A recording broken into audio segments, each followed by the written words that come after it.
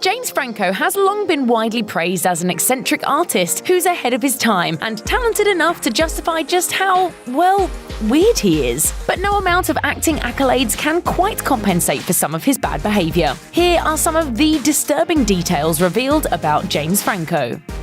Ali Sheedy, who's most famous for her role of Alison in 1985's The Breakfast Club, was pretty furious about James Franco's win at the 2018 Golden Globes. Back in 2014, she starred in The Long Shrift, a play Franco directed, and according to Vanity Fair, Sheedy tweeted during the 2018 award show ceremony, "James Franco just won. Please never ever ask me why I left the film/TV business.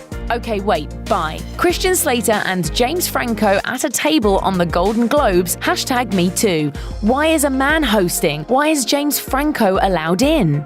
As of 2019, Sheedy has deleted her tweets and never expounded on what exactly happened to make her feel this way about the actor. However, it should be noted that Franco was hit with multiple allegations of sexual misconduct on social media that same week after he was spotted wearing a Time's Up pin at the event. Following Franco's Golden Globes win, an actress named Sarah Kaplan also called the actor out, this time for his allegedly sketchy practices on unnamed independent films. Kaplan tweeted, "Hey James Franco, nice Time's Up pin at the Golden Globes. Remember a few weeks ago when you told me the full nudity you had me do in 2 of your movies for $100 a day wasn't exploitative because I signed a contract to do it? Time's up on that." She followed up her tweet by saying, "Hey James Franco, now that you have a Golden Globe, why don't you give speaking roles that don't require nudity in your upcoming films to the dozens of women who have done full nudity plus sex scenes in your indie films and art projects? TBT to me speaking up for myself and other women on a Franco set and immediately getting called a diva, told I was out of line and publicly humiliated by the producer." Franco has also been accused of being pretty stingy with his actors. In August 2013, Radar Online revealed that he supposedly expected actresses to appear in his film, The Sound and the Fury, for next to nothing, just to have the opportunity to work with him. The casting call reportedly read, "For those wanting to work with James, that in itself can be considered great currency. He is a fantastic director and quite loyal to his actors. This story is both deep and rich." While Franco didn't publicly comment on Kaplan's allegations specifically, he did respond to the wave of accusations that hit during the awards show. When asked about the allegations during a January 2018 appearance on The Late Show with Stephen Colbert, Franco said that he supports Time's Up, calling it powerful, but he acted dumbfounded in response to Ali Sheedy's tweets. I had nothing but a great time with her. Total respect for her. I have no idea why she was upset. She took the tweet down. I don't know. Franco went on to say he prides himself on taking responsibility for any mistakes he's made in the past, but also claimed that not everything that was said about him was true. I completely support people coming out and being able to have a voice because I didn't have a voice for so long. I don't want to, shut them down in any way. He added that if he's done anything wrong, he doesn't know what else to do other than try to fix it. I really don't have the answers, and I think the point of this whole thing is that we listen. Franco won a Golden Globe for playing Tommy Wiseau in The Disaster Artist and had no problem with Wiseau tagging along the awards campaign trail, including a joint appearance on Jimmy Kimmel Live. But when Franco finally went to accept the trophy for his portrayal of the odd filmmaker, he appeared to physically block Wiseau from speaking into the microphone on stage with him. Franco told the audience, "I am happy to share this moment with him today." But that rang hollow considering he'd just won an award for a movie he made based on Wiseau's life and then basically snubbed him on stage in front of the world. Wiseau later told the Los Angeles Times that if given the chance, he would have said, "If a lot of people loved each other, the world would be a better place to live. See the room, have fun, and enjoy life. The American dream is alive and it's real." That's it. That's what I want to say. Nice thing. Right. But as you noticed, somebody was like, "No, you cannot do it." The People's Improv Theatre in New York City, a staple for comedic and improvisational performers, received a cease and desist letter from Franco's attorneys in July 2017 when the actor learned that they planned to host a production of a play called James Franco and Me. Kevin Broccoli, an actor and the playwright of the production, told the New York Times, "I'm not someone who's trying to get into legal entanglements by any means, but anyone who comes to see the show would see that it's totally satire and within fair use guidelines." plots. In the play, Broccoli's character waits in a hospital where his dying father resides, when Franco, played by a different actor each night, comes to ruminate with him about life. Broccoli added, "The play is about mortality and making the most of what you have. I imagined that if anyone would be game for this, it'd be Franco. I've always been kind of fascinated with him because of how much product he puts out." In October 2016, a photographer sued Franco for allegedly headbutting him during a Lana Del Rey concert. According to documents obtained by TMZ, the photographer alleged that the actor viciously charged and headbutted him without provocation 2 years earlier during Del Rey's performance at the Hollywood Forever Cemetery in Los Angeles. What's more, the photographer claimed that Franco was, quote, smiling rather demonically, and then had a blank expression of joy on his face when he allegedly knocked him down. In 2014, HuffPost reported that Franco called out Gorka for insinuating that he was gay and living with a friend in a romantic relationship. But that didn't stop the actor from allegedly mocking the LGBTQ+ community often in his films. 2 years later, he told New York Magazine, "There is a bit of over-focusing on my sexuality, both by the straight press and the gay press. But if your definition of gay and straight is who I sleep with, then I guess you could say I'm a gay tease. Yeah, I'm a little gay, and there's a gay James." Franco had previously conducted an interview between his so-called gay James and straight James, writing, "I'm gay to the point of intercourse."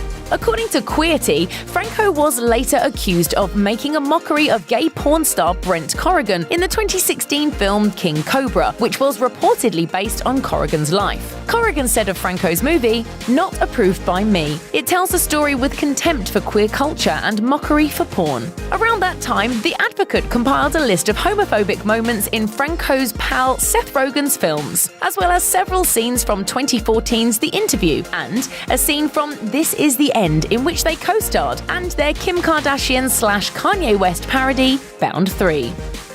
Franco starred in a Broadway production of Mice and Men in 2014. But while his performance was generally well received, not every reviewer was impressed, and Franco apparently doesn't take criticism all that well. The New York Times theatre reviewer Ben Brantley wrote of Franco's performance, "Mr. Franco is often understated to the point of near invisibility. Though Mr. Franco musters a single perfect tear for the play's tragic climax, I only came close to shedding one." Instead of shaking it off and reveling in his good press from other outlets, Franco instead took a screen cap of a positive review from Variety and, according to Page 6, captioned it on Instagram with, "Sadly, the New York Times and Ben Brantley have embarrassed themselves. Brantley is such a little he should be working for Gorka.com instead of the paper of record. The theatre community hates him, and for good reason. He's an idiot." Back in December 2011, New York University professor named Jose Santana accused the prestigious college of firing him because he gave Franco a D in his Directing the Actor class. And Santana claimed that the grade was so low because Franco rarely bothered showing up to class at all.